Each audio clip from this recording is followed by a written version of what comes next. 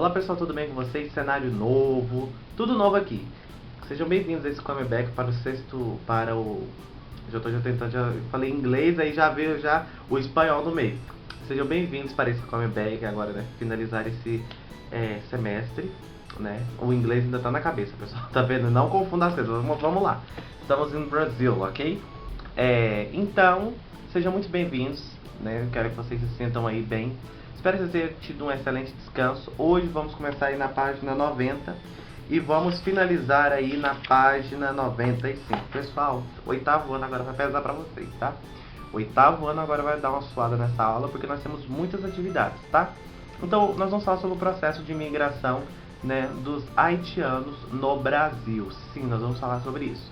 Nós temos que entender que alguns países, pessoal, possuem, assim, pelo menos na década de 90, na década dos anos 90 e até dos anos 2000, atualmente eu não sei como funciona, tá? Mas basicamente naquela década, o que acontecia? Se você caísse em determinadas fronteiras da Europa, você era deportado imediatamente, ou então você era preso, tá? E ficava aí nos calabouços, porque lá as prisões, né, na grande maioria delas, são tipo abaixo do nível da terra.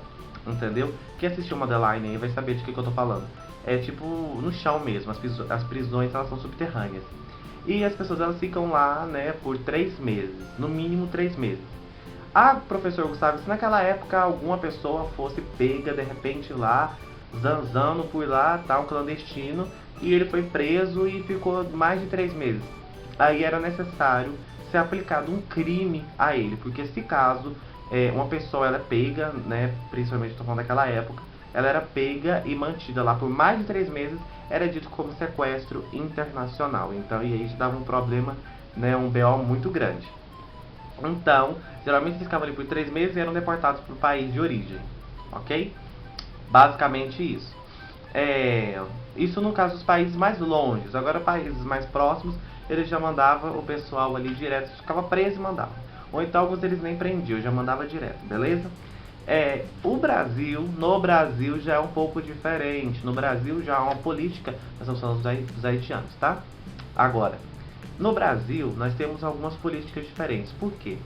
Devido a por mais que nós vivemos em um cenário um pouco turbulento, né? Acredite, há países que estão em um cenário muito pior.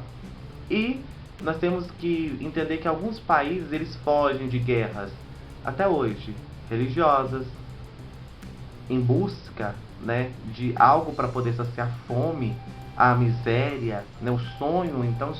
Então o Brasil torna-se, na verdade, um lugar para essas pessoas que estão passando por conflitos religiosos, conflitos políticos e conflitos de dignidade humana, que entra fome e outras, né, tantas, digamos assim, características mínimas de dignidade humana, que é o saneamento básico, que é uma comida, água potável, essas coisinhas tão básicas. Então o Brasil se torna um sonho para muitos. Então, no caso dos haitianos, o que aconteceu? Lá por volta de 2010, pessoal, e no início do século XXI teve um golpe lá, tá? Um golpe político que não foi tão agradável. E diante disso, alguns refugiados eles procuraram o Brasil. Mais à frente, por volta de 2010, aconteceu um terremoto que ficou muito famoso. Em todo mundo, né? Todo mundo soube do terremoto que houve, né, ali, né, e atingiu de certa forma uma parte considerável do Haiti, né, e aí o pessoal fez diversos projetos para levar alimentos, enfim, tal, e essas pessoas, muitas delas vieram para o Brasil em balsas clandestinas, enfim, tal. E ao chegar no Brasil, essas pessoas elas recebem em busca, né, de empresas da área de tecidos, área agrícola, área que precisa realmente de mão de obra, né? Mão de obra mesmo. Então essas pessoas vão buscar refúgio nessas empresas.